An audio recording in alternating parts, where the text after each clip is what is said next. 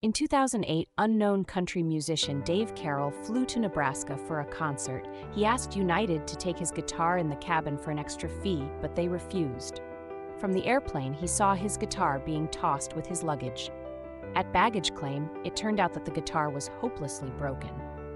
For a year, the airline browbeat him and refused to admit fault. Eventually, he heard a resounding no in response to his complaint. Dave stopped complaining. There was no money for a lawyer. And then he wrote a song, United Breaks Guitars, United Breaks Guitars, where he simply described the whole story. The clip became a YouTube hit and racked up 22 million views. Dave became a global star within a week.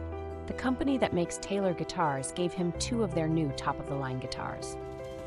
4 days after the clip was published, United's stock dropped 10%, a loss of $180 million.